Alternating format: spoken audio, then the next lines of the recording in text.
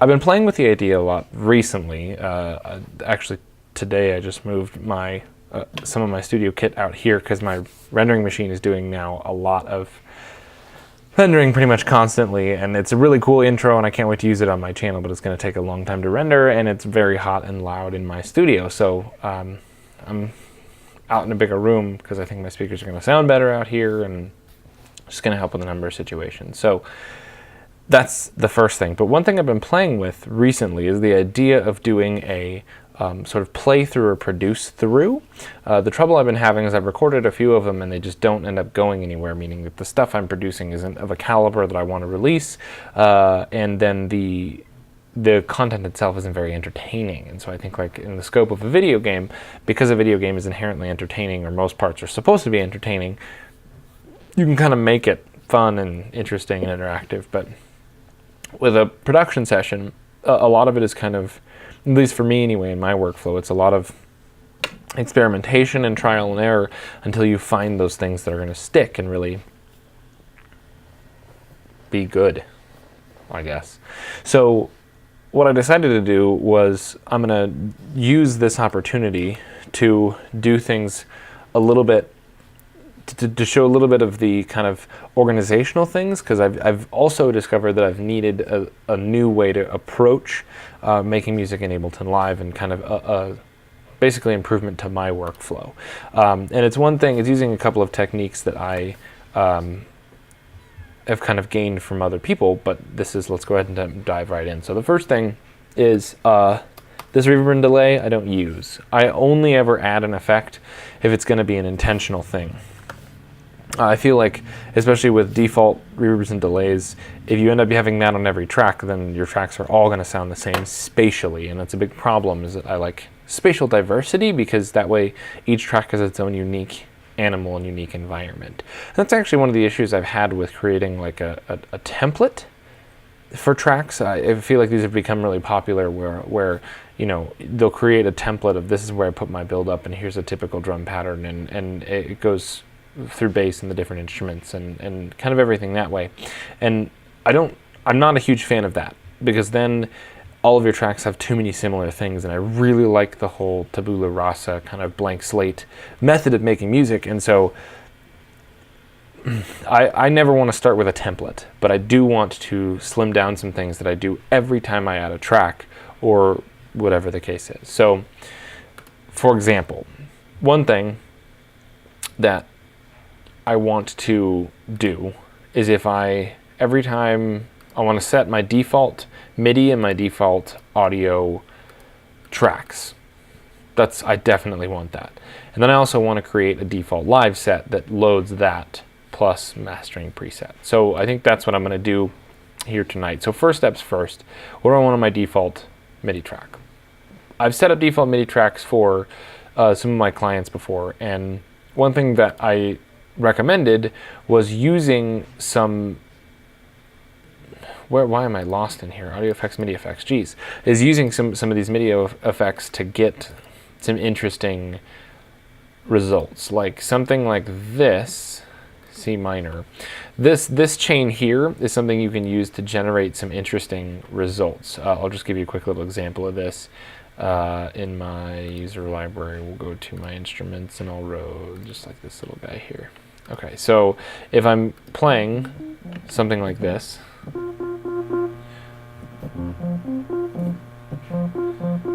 so if I just play one note at a time,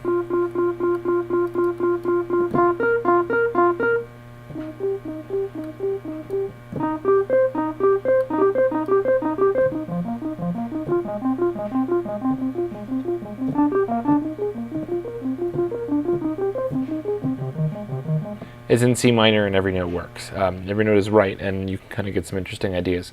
So this is one thing that I recommend when you're trying to decide what goes on your default MIDI tracks. Now, when I'm trying to come up with ideas like that, usually I will generate them somehow, or I will go choose stuff. Like I said, I much prefer the tabula rasa rather than like, here's my default MIDI effects that I use, and I, you know, kind of select through different presets there. I always like to kind of start just from scratch and capture stuff. And if I need an arpeggiator, I'll add an arpeggiator.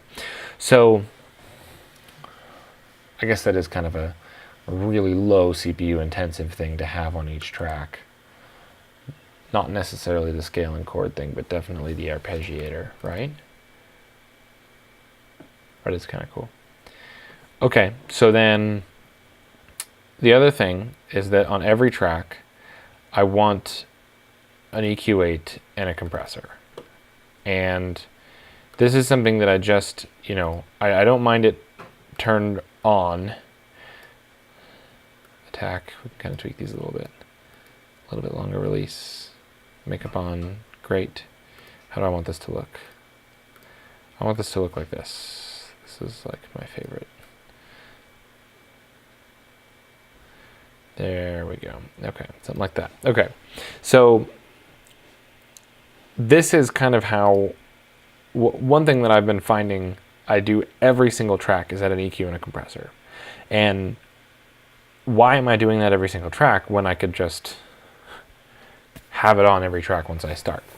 And this has been happening actually quite often, where I'll get to the end of a track and I'll bounce it and everything will be good, and I'll be listening through and I'll, God, that snare sounds so generic, and I'll go back and look and I haven't even EQ'd it.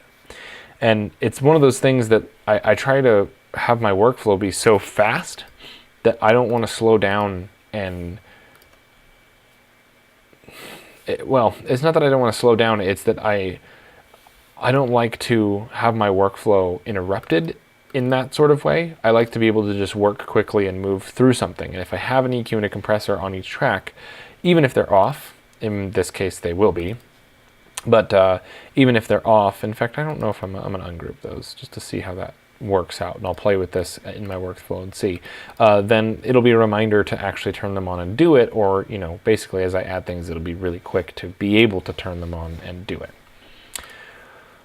Okay, so that's that. That's kind of my default MIDI track. Default audio track is going to be similar. Well, as far as these two go, we're just going to go ahead and drop those on there. So this is going to be my default MIDI track. Save as default MIDI track. This is going to be my default audio track. Save as default audio track. So here's how this works. Now, when I insert an audio track, it has these two devices on it. Perfect. Here's when I insert a MIDI track. It has these two devices on it. Okay. Then the next thing I wanted to do is I wanted to play with my mastering chain. So my mastering chain, it's funny. The picture-in-picture isn't mirrored, so when I look up to my mastering chain, you're actually seeing me look in the wrong direction. Just notice that. Oh well, that's fun. You're seeing my face the way that it looks to you, not to me. There's a weird philosophy that you don't ever see yourself. So if you saw yourself, like in real life, if you actually saw like yourself traveling back in time or whatever, you wouldn't recognize yourself because you never see yourself. So that was interesting. Anyway,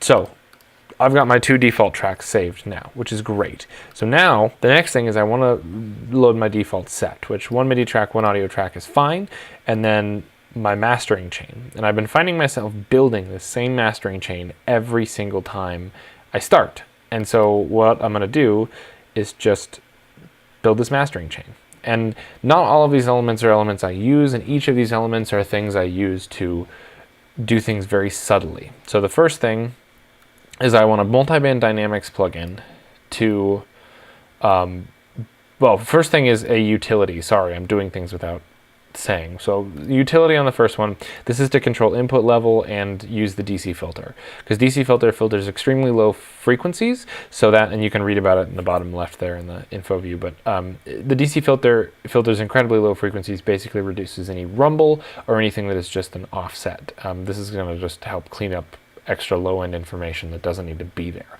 In electronic music, unless you're using DC offset samples, which usually in my library you don't find, but it's just good practice in case I'm using guitar or microphone or something else like that that has a little bit of DC offset. So that's where I'll start. I probably won't use anything else in this. Multiband dynamics.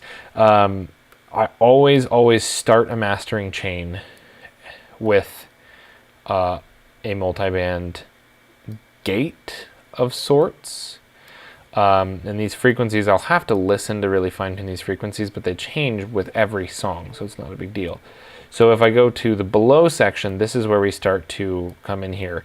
What I like to do, and this is one thing you can do in the, maybe what I'll do I want a little bit of something? Let me just find like a drum loop or something that we can,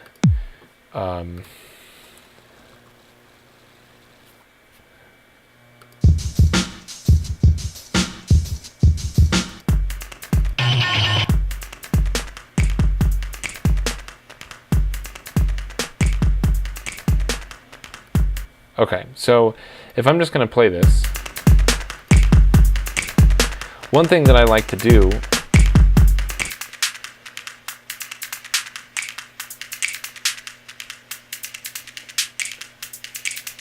I don't want too much. Ooh, good. I want all of my punchiness in this middle one. And I want all of my high frequency stuff in this high one. It's going to be mostly sizzle and not a lot of punch. You notice the kick drum punch and the snare drum punch is both there. Okay, and that's just low frequency information. Okay, yeah, so that's perfect for my multiband gate. Now, I suppose I should rename these. Right, multiband gate, this one is going to be DC, DC, and level. And in, yeah, DC and level, right, that's fine.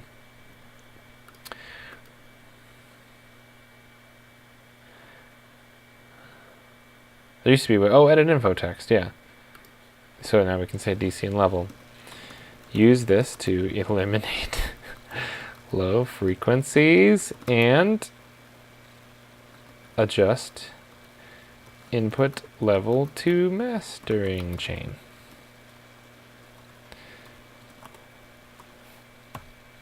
Awesome.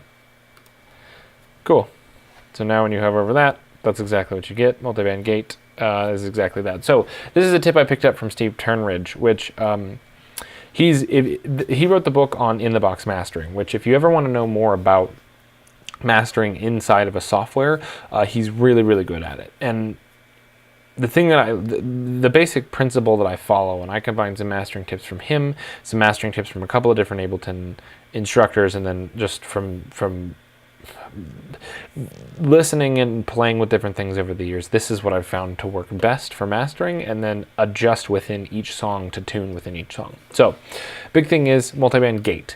Multiband gate takes out any noise that is below a certain volume, and this includes reverb tails and delay tails. This includes any noise that exists in a space, any like amp buzz if you're using guitars, or if you're using any I don't know. Basically what this does is this takes your quiets and brings them quieter. Because the problem that you can have if you forget this step is if you over compress a song, or if you want to boost the song to be super compressed and you don't have the low end gated, or in this case it's just basically below compression. So that means that when your stuff drops below a certain volume, it'll pull it down even further in volume, which is really cool. But basically what happens is if you have your reverb tail, it'll start to ring out, and if you have everything compressed, your reverb tail will ring out really loud, and then when the reverb tail actually ends and your reverb ends, it'll actually just stop, and it sounds really weird. So what this does is it keeps the things that are lower volume information lower in the mix even when you compress stuff. So multiband gate does that. Now Steve Turnridge uses a different multiband gate. The gate he uses has like 32 bands on it, but we'll go with this. This is good enough for what I do. So that's that. I don't usually adjust these input and output values. They pretty much stay where they are. So the next thing, audio effects, let's clear that search, is we'll go to our EQ, we'll do an EQ8. And on the EQ8, I'm going to use oversampling. And I don't know how much of a difference this makes. It's not a difference I've heard, but it's a difference that I'm aware of. And so when you set yourself up for the best success, so meaning putting oversampling on your master EQ, the EQ is going to sound more transparent, or it's just going to sound as best as it can, I guess. Anyway, so that's that. And then I will turn off that band. And most of the time, what I will use this for is filtering out incredibly low frequencies, or boosting or lowering, accentuating like one frequency just slightly in the mix. The other thing this is used for is, since this is like right after a gate, if anything is sticking out too much in the mix, if there's a frequency that's like things are just too heavy in, I don't want to then saturate them more and compress everything else based on those frequencies. So this is to do any final corrections before it hits my saturation and my my other parts of the mastering chain. So I will turn these bands off because I don't actually need them on to start. This is again something that's as needed, and everything in this mastering chain is as needed, but this is kind of how it starts, and this is what I end up doing all the time. So then the next thing I'm going to add is a saturation, and the saturator I've found works best if you just it's the key to using the saturator properly is in subtlety. You want this to be the most subtle effect you can possibly get. And so with this, I mean, usually analog clip is the best because it's the most subtle. If you end up going with the soft sine or even a medium curve or hard curve, it ends up being ridiculous. And then digital clip and sine, like these are meant for distortion. Digital clip and sinoid fold. So usually I'll go analog clip. And this is going to basically emulate the saturation is something that is in the glue compressor anyway, but this is something that can emulate running through multiple high-end analog processors, and it gives you that same kind of warmth. But again, it is just an overdrive. Not necessarily an overdrive, it's just a kind of distortion. So it's just a way to basically accentuate certain parts of the mix and saturate kind of middle volume stuff. So that's what that's for. I'll also put a DC filter on it. I guess that doesn't really necessarily matter. Yeah, I'm not even going to worry about that. Okay, soft clip off. This is just going to be a single stage of saturation at this point with a fairly wide width, and then the coloration will be adjusted to taste. Usually what I do with this type of saturation is I'll tastefully add this in and then dial back the dry wet and see how that goes. So next thing in the chain after the saturator, because again, this is going to be more like overall track coloration. Before I get to the final stage of compression, this is where I would go with the multiband dynamics for compression. And at this stage, I think you could possibly flip these two around. You could saturate after the dynamics, but I think it might be cool to have a little bit more transient information. That way your saturator sounds less stagnant, because the thing about the saturator is the XR grid shows how the values of the input signal, the x-axis, are mapped by saturator to create the device's output signal. So basically where your drive is. So once your drive hits a certain point, it starts to kick in and actually accelerate the drive on this. So if you have your material already compressed coming into the saturator, you have around, like, so let's say this. So let's say you've got a transient that looks like it's like a drum like this, right? And when you compress it, you're making that peak less. You're making that peak more rounded off, which means that if you push that into a saturator, you're getting more of this kick drum in that saturator. Whereas if you keep it peaked and you put the saturator kind of at the peak, you can just saturate just that transient, and then you don't get the meat of the drum saturated. At the same time, sometimes you'll want the drum saturated, the meat of it saturated, and less of the transient saturated, which would be an argument for putting it after the multiband dynamics. Basically, these two are interchangeable. And so For my tracks and for my beats, usually I'll try and keep them in a curve somewhat like this. It's usually bass heavy stuff. I try not to make them too dark, but if I make them too bright, then they just don't work. So then this is going to be compressed. So this is going to be my above. What we want to do here is we want to compress this at about a 2:1. A little bit less for the mids, because the highs, I really want to compress them to make them kind of sing. The mids, I still want to preserve some punchiness, and I want my attack to be a little bit longer on those, on your mids there. Your high frequencies, they have to be shorter. That release is fine. Yeah, that's fine. And then on your low frequencies, I really like to have some thump. And when you're talking about, let's keep that attack there. I really like a super subtle compression, like a 1.2:1. This is going to need to be more. Yeah, like a 1.3:1 there, and like a 1.2:1 there. Right. And so what this is going to do is this is going to preserve some transients with, with the envelope here, so that you're not going to squash all of your mid transients in your punch. And again, this is of course something that I'll adjust as I'm tuning the mastering chain for the song.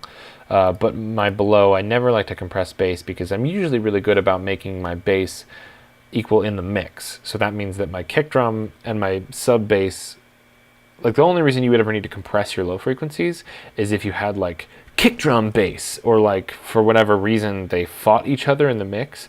So I will either EQ my bass frequencies out of my kick drum or vice versa, or I will use sidechain compression to get that effect to happen, but so that when my kick drum hits, it peaks where my sub bass comes in, or maybe just a little bit more so that it does tickle some compressors and some saturators a little bit harder. But that's again per song. It's a case-by-case basis.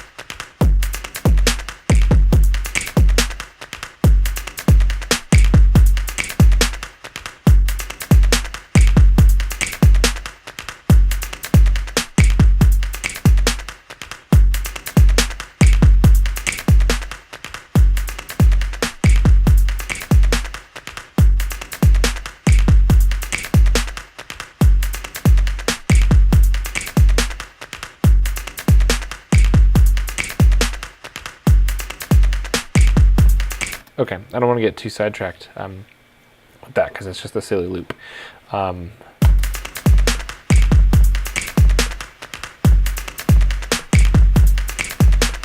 don't want that to be super bright.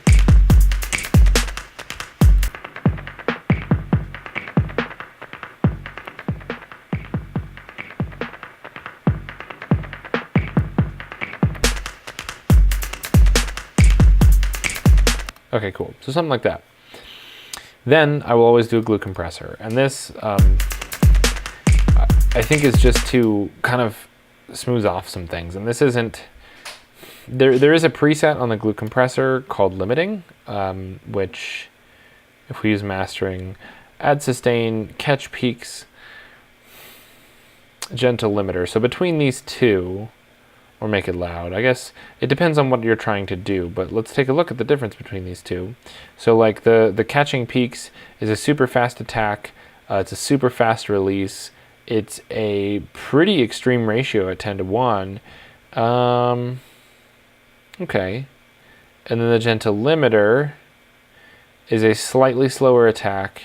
It is a gentle, yeah, it's just a more gentler setting, and your range is turned way down. And the make it loud, Your range is way high, your releases. Auto. Wow.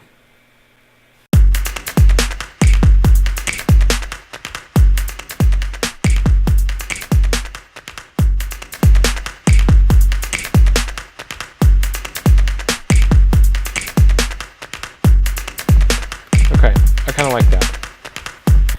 I'm going to leave that there. I mean, that's definitely something you can kind of switch in and out. For gentle compression, but it may be too slow to react to sudden changes in level. That's okay. I feel like I'm handling a lot of the sudden stuff on this stage, at least for high frequencies, which is what those quick things would be. Okay, so that's that. Okay, and then the last stage of everything is a limiter. Now, I am not one who loves the sound of the Ableton Live limiter. And what presets does it have? Fast? That's fine. Ceiling, stereo, independence, look ahead, low latency. Push, reduce, push. What is that? Oh, just pushing the limiter. Okay. Anyway, those presets are probably okay. Ceiling, I always do negative 0.05 because if you put it negative 0.3, it actually ends up tending to be too quiet when you export it. So that's way better for me. I always like to do left-right because left-right applies independent limiting for each left and right channel. I never, ever, ever like to do stereo summing or compression for stereo. It should be two separate compressors. And the problem with that is that you don't necessarily get that with these, which might be something to like duplicate actually and create. Is there a setting for stereo here? There isn't. Ooh, I might be able to create that. Anyway, that might make it a little too complicated because I'd want my settings. I don't know. There's certain things that would be cool to implement and would give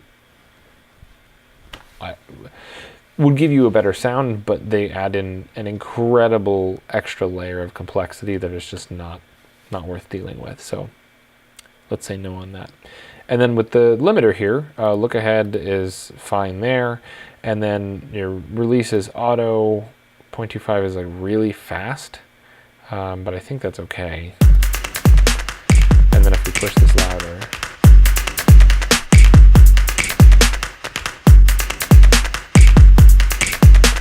one thing you'll notice is like, I'm never looking for, this is actually pretty extreme because it's just a drum loop, but I'm never looking for more than like 2 to 3 dB at anything. Like even if we do this, let's try and go, let's add something to this.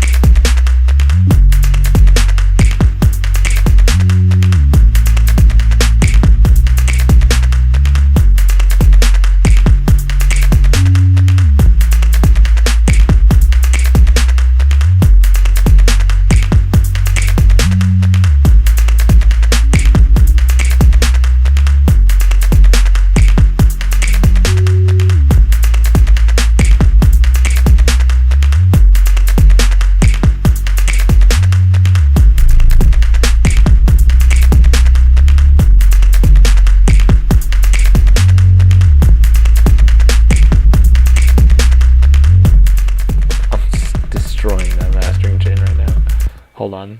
Let's get this to sit a little bit better in the mix. This This is why these are so useful. Let's go to my audio track. Boom. Let's pop on an EQ. Oh,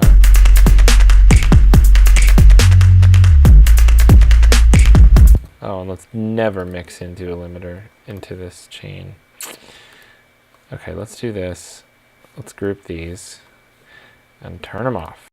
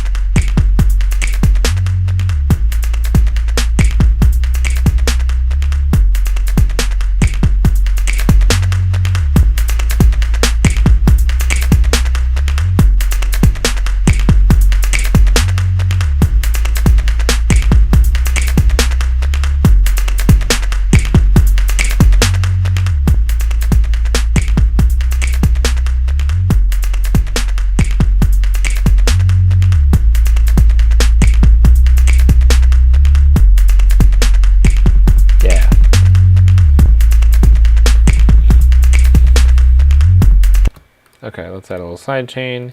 Input from to audio. It's a whole kit, so there's not much we can do. But let's filter like this. EQ on, solo this, solo this.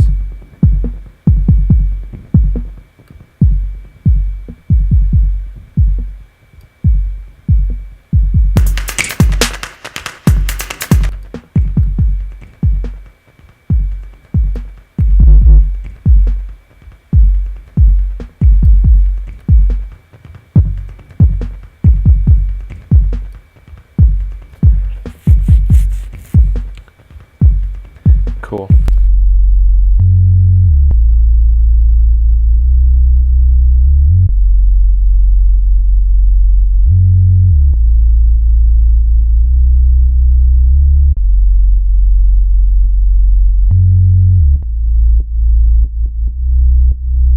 Oh, actually, I've got a really cool thing for this instead of that.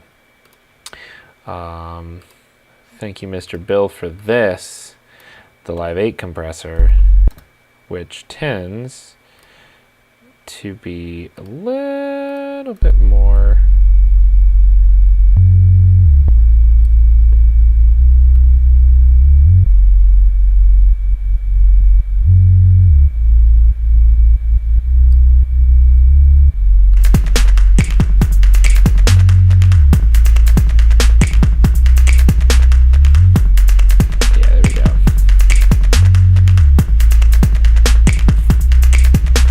now, what happens when I do, just to test this theory, so if I go to my user library and I go to an audio, an instrument, something like that Rhodes that I was using earlier, it doesn't have that stuff on it. So I'm going to need to get in the practice of going Command-Shift-T and then putting that guy there. That's fine. I actually don't mind that at all.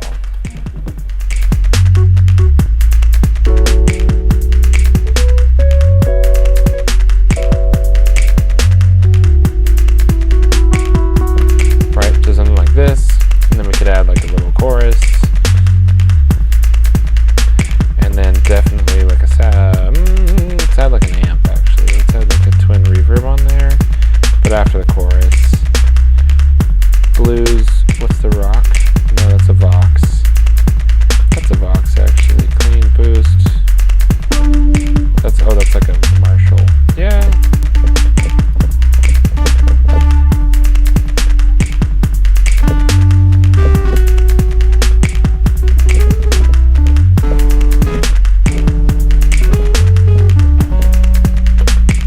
Instead of this, I'm just going to go with a dynamic tube.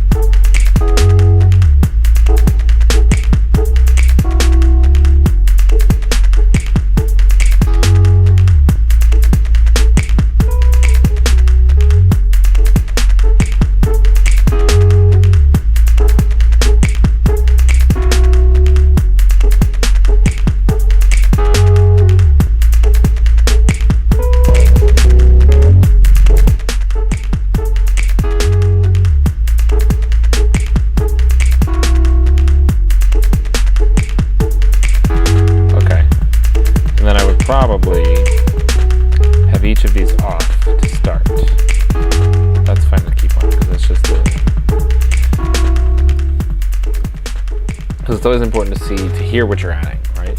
So the multi-band gate's kind of automatic, right? Saturator.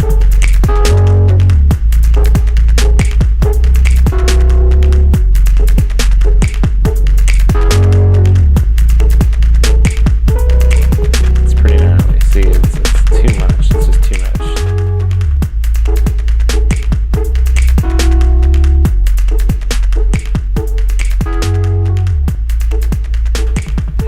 There we go. So that's good.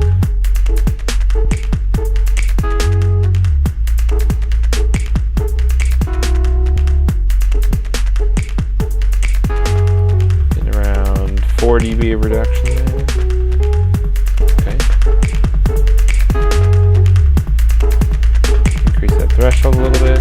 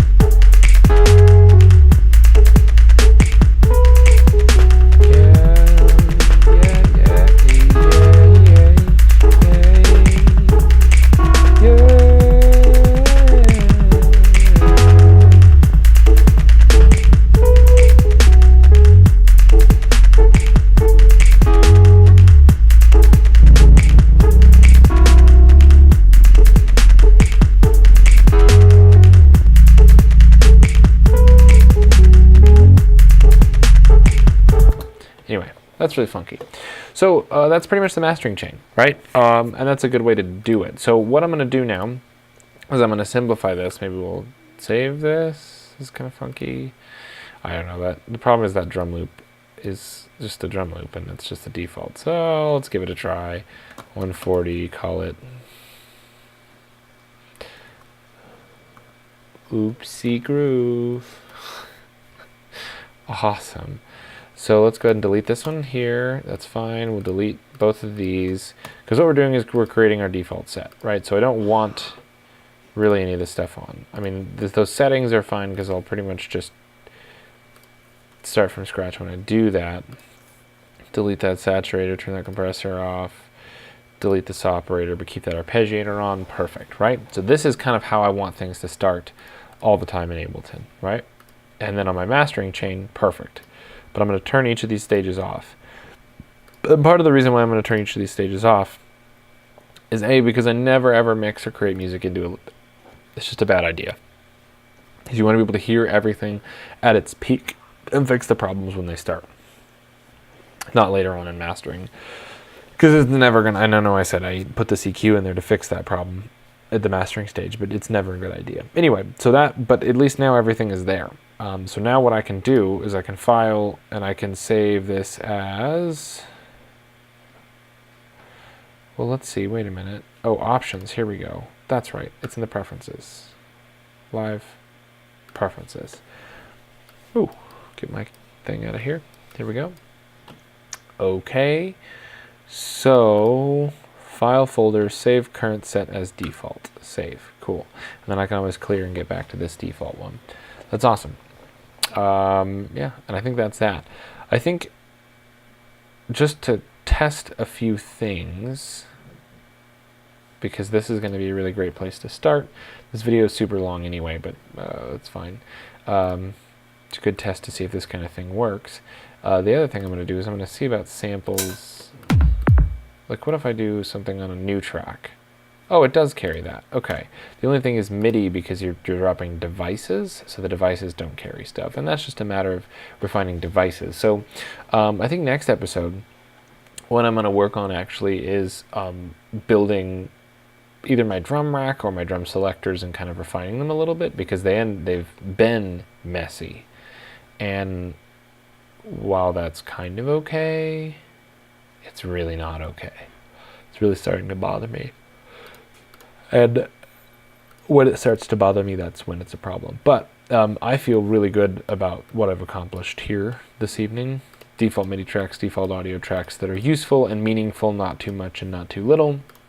Gotten rid of the 2 send and returns because who cares about those and whoever uses those. And then finally having a mastering chain on my master, and all of this is subject to change.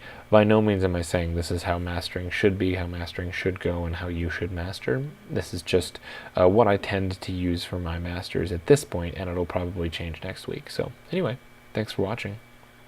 Peace out.